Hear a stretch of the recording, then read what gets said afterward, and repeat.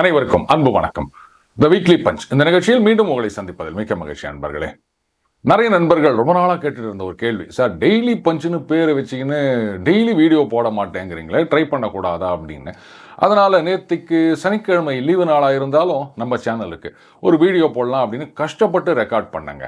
ஆனால் பாருங்கள், நம்ம எடிட்டர் தம்பி அதை பார்த்துட்டு, சார் ரொம்ப கேவலமாக இருக்குது சார் இது அப்படின்னா. மற்ற வீடியோலாம் எப்படி இருக்குது அப்படின்னு கேட்காதீங்க.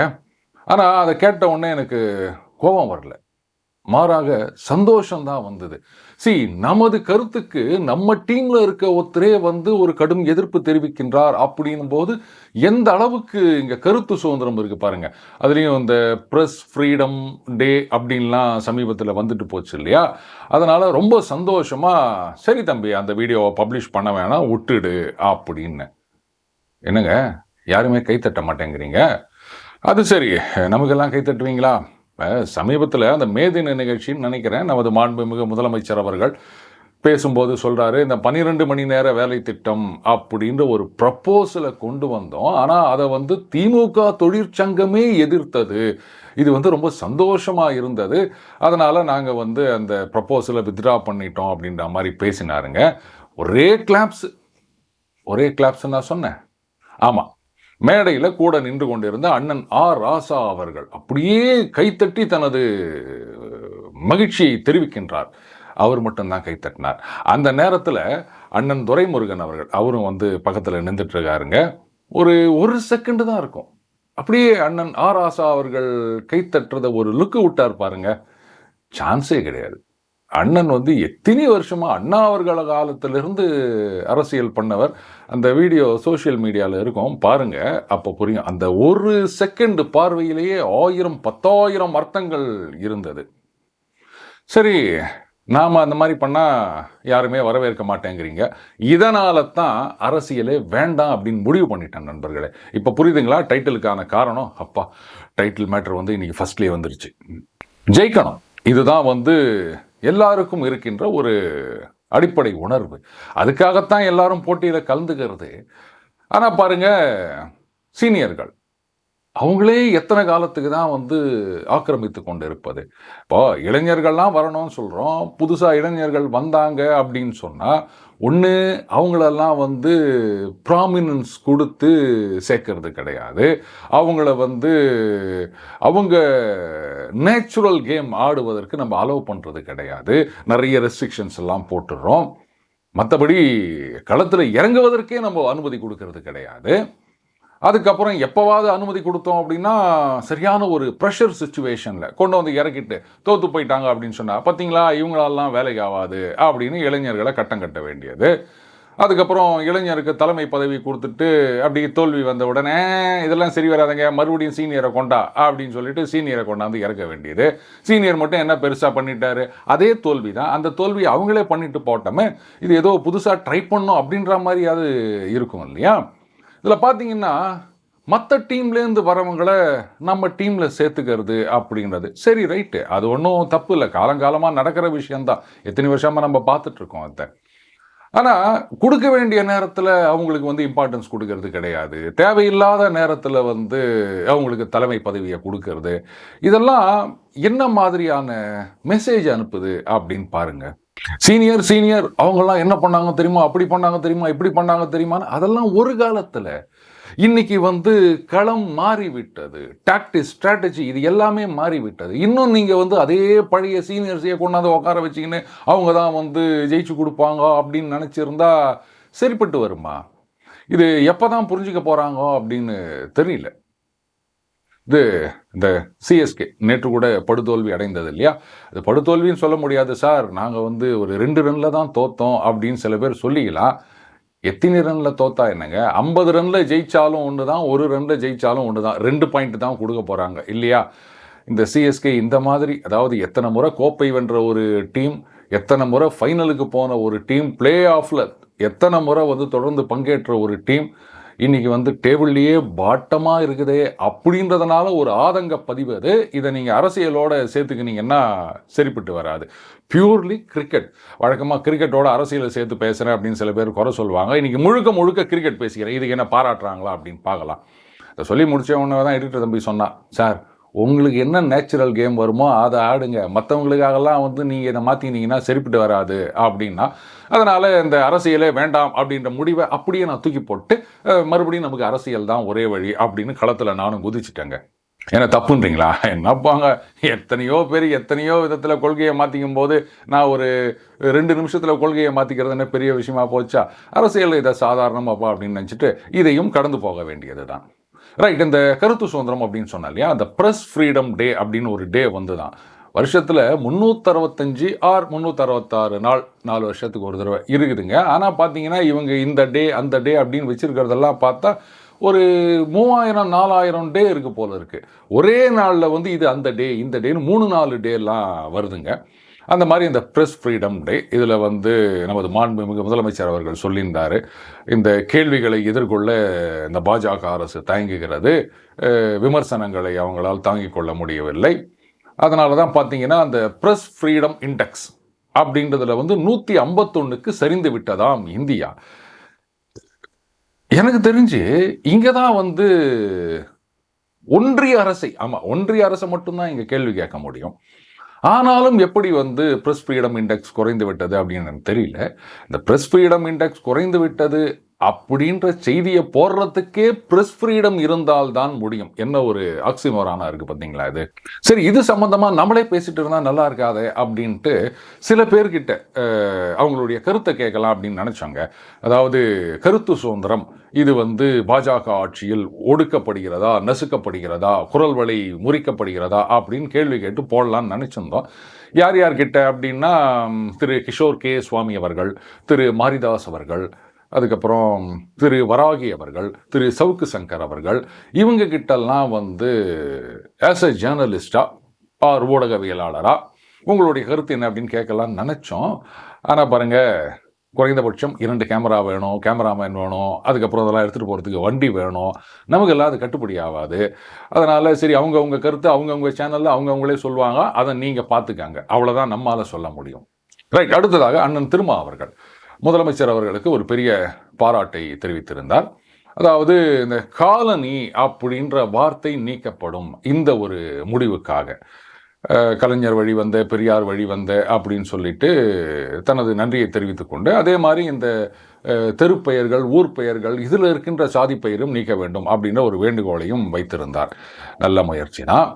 ஆனால் இந்த செய்தியை பாருங்க, அந்த கோவிலில் பட்டியலினத்தவர் வழிபடுவதற்கு இத்தனை வருடங்களாக அங்கே உரிமை இல்லாமல் இருந்ததா. அதுக்கப்புறம் கோர்ட்டுக்கு போயிட்டு அவங்க பர்மிஷன் வாங்கிட்டு வராங்க. ஆனால் இவர்களை, பட்டியலினத்தவர்களை கோவிலுக்குள்ள அனுமதித்தால் சட்டம் ஒழுங்கு பிரச்சனை வரும் அப்படின்னு எதிர்த்தரப்பு வாதம் வைத்திருக்கின்றார்கள். நான் நினைச்சேன், யாரோ இந்த சனாதனம் பேசுகின்றவர்கள் அப்படித்தானே சொல்லின்னு வராங்க இத்தனை காலமா, சனாதனம் தான் வந்து எங்களை வந்து ஒதுக்கி வைத்தது அப்படின்லாம் சொல்லிட்டு இருந்தாங்கல்ல. அதனால யாரோ சனாதன ஆதரவாளர்கள் தான் இந்த மாதிரி அப்பீல் பண்ணிக்கிறாங்க போலுக்குது அப்படின்ட்டு அந்த தலையங்கத்தை நல்லா படிச்சாதான் தெரியுது. அரசு தரப்பு வழக்கறிஞர் இந்த மாதிரி ஒரு வாதத்தை முன்வைத்து பர்மிஷன் கொடுக்க கூடாதுன்னு கேட்டதா இந்த தலையங்கம் கூறுகின்றது. என்னங்க ஆச்சு? இது சனாதனம்னா என்ன, திராவிட மாடல்னா என்ன, சமூக நீதினா என்ன, சுத்தமாக ஒன்றுமே புரியல நமக்கு. இந்த சனாதனம்னா என்ன அப்படின்றத பற்றி அண்ணன் உதயநிதி ஸ்டாலின் அவர்கள் இதெல்லாம் சொல்லியிருந்தாருங்க. அண்ணன் திருமா அவர்கள் கூட பார்த்தீங்கன்னா சனாதனத்தை ஒழிப்போம் அப்படின்லாம் வந்து அப்பப்போ சொல்லுவாங்க. அவங்க கட்சி அலுவலகத்து வாசலில் கூட இந்த மாதிரி தான் போர்டு வச்சுருக்காங்க, நான் பார்த்துருக்கேன். அப்போது இதுக்கு அவர் என்ன சொல்ல போகிறாரு? எப்படி பட்டியலினத்தவர்களை வந்து கோயிலுக்குள்ள அனுமதித்தா சட்டம் ஒழுங்கு பிரச்சனை வரும் அப்படின்றத வந்து அரசு வழக்கறிஞரே ஆர்கியூ பண்ணலாமா? ஓ கரெக்ட். நீங்க அரசு வழக்கறிஞர் அப்படின்ன உடனே இது வந்து அரசு அப்படின்லாம் எடுத்துக்க கூடாது. அரசு பேருந்து வருது, அரசு பேருந்துல இடம் கிடைக்குது அப்படின்றது வேற, அரசுல இடம் கிடைக்கிறதுன்றது வேற. அரசுல இடம் கிடைக்கிறதுனா மந்திரி பதவி இந்த மாதிரி, அப்போ ரெண்டுத்துக்கு வித்தியாசம் இருக்கு இல்லையா? அதே மாதிரி தான் அரசு வழக்கறிஞர், ரெண்டுத்துக்கும் உள்ள வித்தியாசத்தை நீங்க வந்து பகுத்து ஆராய்ந்து அறிந்து கொள்ள வேண்டும். என்ன கரெக்ட் தானே நான் சொல்றது? இதுக்கு திரும்ப அவர்கள் என்ன பதில் சொல்வார்? காலனின்ற வார்த்தை நீக்கிட்டதுக்கு பாராட்டு தெரிவிச்சிருக்காரு. அப்போ இங்க வந்து அரசு வழக்கறிஞரே கோர்ட்ல போயிட்டு அவங்களெல்லாம் உள்ள அனுமதிக்க கூடாது, அப்படி அனுமதிச்சா சட்டம் ஒழுங்கு பிரச்சனை வரும் அப்படின்னு சொல்லிக்கிறாரு. இதுவா சமூக நீதி அப்படின்னு அண்ணன் திரும்ப அவர்கள் கேட்பாரு? வழக்கமாக எலெக்ஷனுக்கு முன்னாடி கோவிலுக்கு போவார். போன தடவை கூட பார்த்தீங்கன்னா சிதம்பரம் கோவிலில் போயிட்டு அந்த பரிவட்டம்லாம் கட்டிக்கின்னு 90 போசிக்கின்னு அது ஃபோட்டோவுக்கு போஸ்ட் கொடுத்துருந்தாரு, நம்ம பார்த்தோம். இப்போ சமீபத்தில் ஏதோ ஒரு கோவிலுக்கு போயிட்டு சுவாமி தரிசனம் செய்கின்றார். அந்த ஃபோட்டோவும் நம்ம சோஷியல் மீடியாவில் பார்த்தோம். எனக்கு ஒரே ஒரு ஆசை தான், அண்ணன் திருமா அவர்கள் இந்த மாதிரி சிதம்பரம் கோயில் அந்த மாதிரி பெரிய பெரிய கோயில்களுக்கெல்லாம் போகிறதுக்கு பதிலாக போகட்டும், நான் வானான்னு சொல்லலை. ஒரே ஒரு தடவை ஒரு மாற்றாக அவர் எம்பி, அதனால் எந்த கோயிலுக்கு போனாலும் அவரை வந்து உள்ள விட மாட்டோம்னு யாரும் சொல்ல மாட்டாங்க.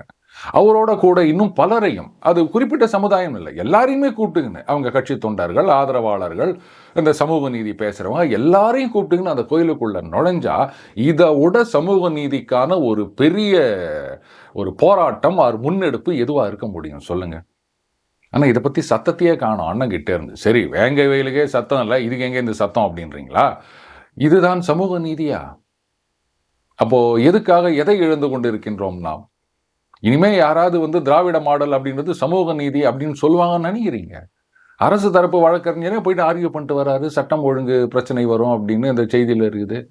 அப்புறம் நாங்கள் வந்து 100 வருஷமாக நீதி கட்சி, அதனுடைய நீட்சி தான் வந்து திராவிட முன்னேற்ற கழகம், சமூக நீதியை 100 வருடங்களுக்கு முன்னே நிலை நாட்டி விட்டோம் அப்படின்னு சொன்னால், கேட்கிறவன் கெனையனாக இருந்தால் கேரளாவிலே எருமை மாடு ஏரோப்ளேன் ஓட்டுவதாக சொல்வார்கள். அந்த பழமொழி தான் எனக்கு ஞாபகம் வருது நண்பர்கள்.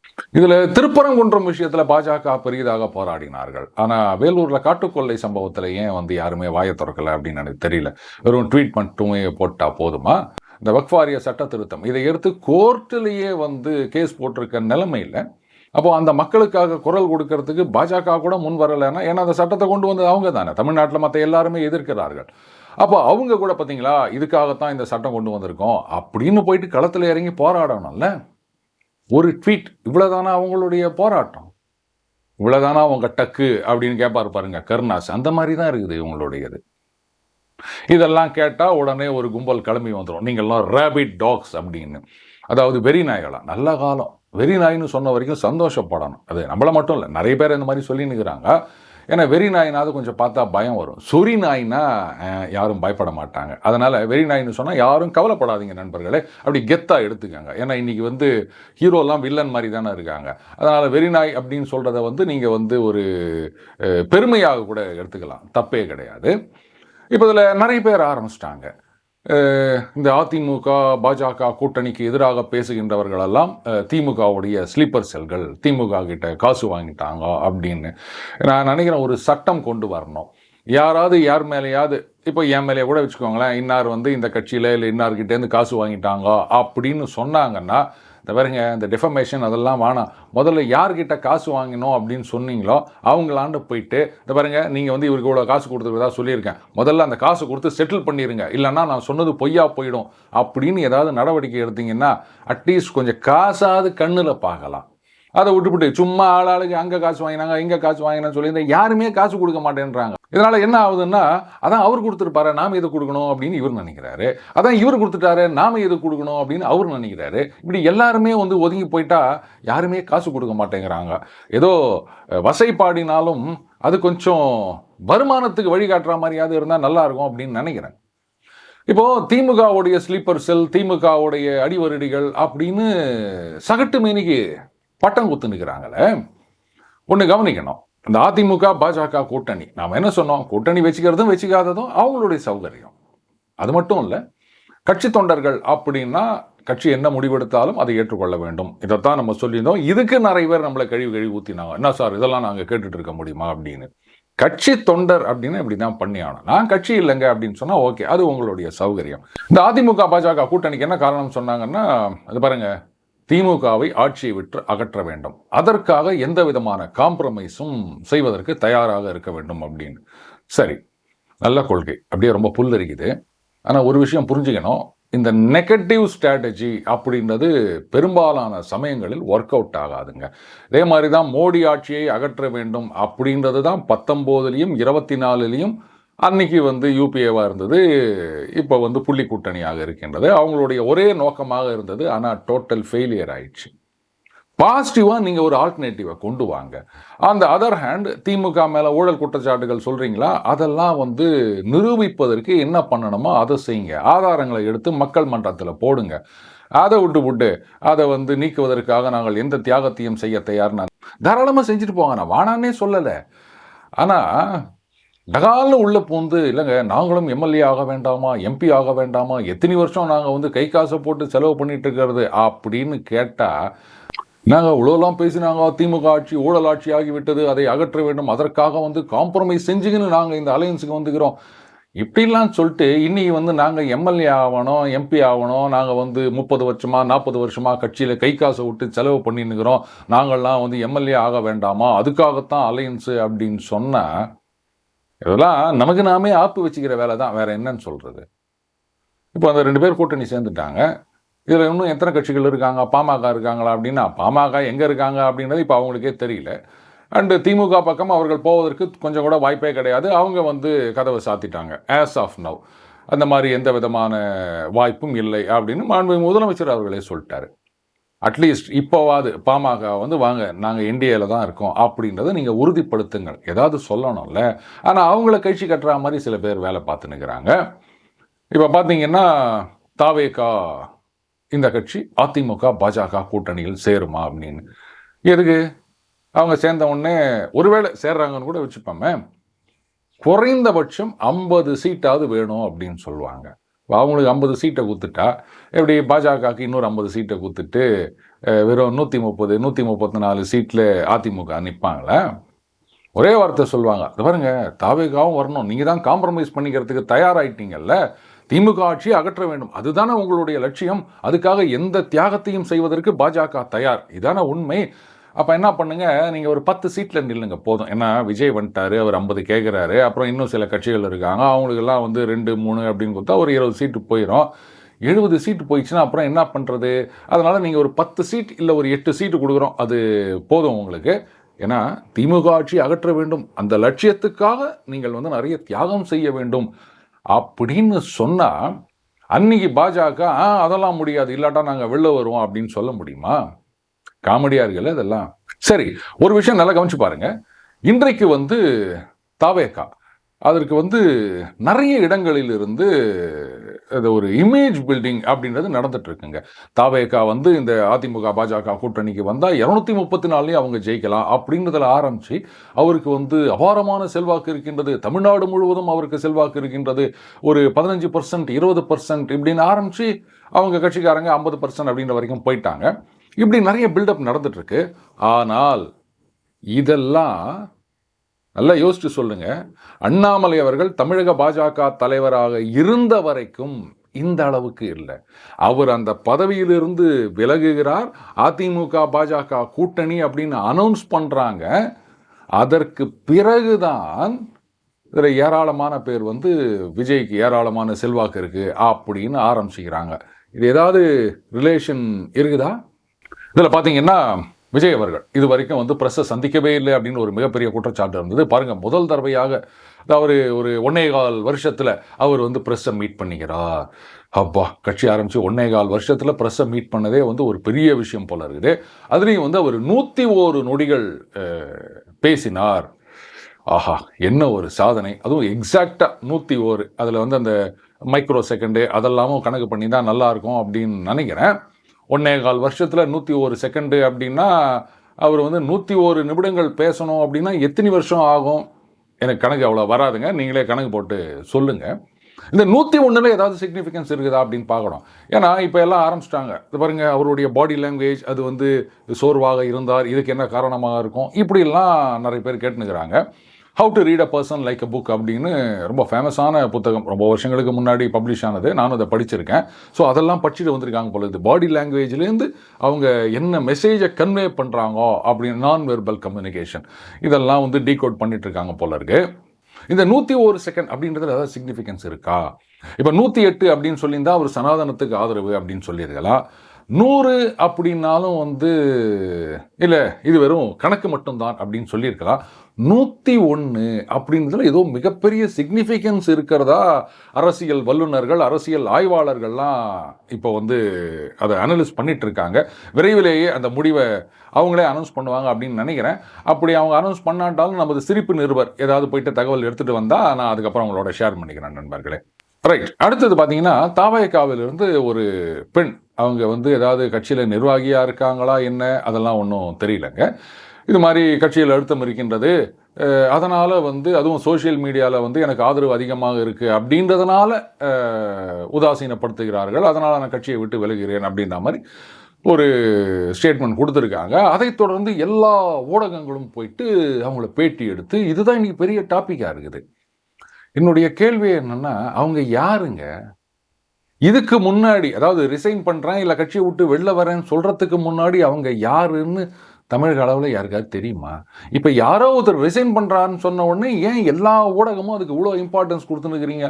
ஒரு பக்கம் என்னடானா, அவர் வீட்டை விட்டு கிளம்பி விட்டார், அவர் காரிலே 4 டயர் இருக்கிறது, அந்த பின் டயரிலே இவ்வளவு காற்றழுத்தம் இருக்கின்றது, இந்த நம்பர் கொண்ட காரிலே புறப்பட்டார், பின்னாடி இத்தனை பைக்கு, முன்னாடி அத்தனை பைக்கு, இதெல்லாம் உட்காந்து ரன்னிங் கமெண்ட்ரி கொடுத்துட்டு இருக்க ஊடகங்கள் இந்த பக்கம் யாரோ ஒருத்தர் ரிசைன் பண்ணிட்டாங்க இல்லை கட்சியை விட்டு போகிறாங்கன்னு சொன்னோன்னே அதுக்கு இவ்வளோ இம்பார்ட்டன்ஸ் கொடுத்து இப்படி ஒரு பில்டப் கொடுக்க வேண்டியதோட அவசியம் என்னன்னு கேட்குறேன்.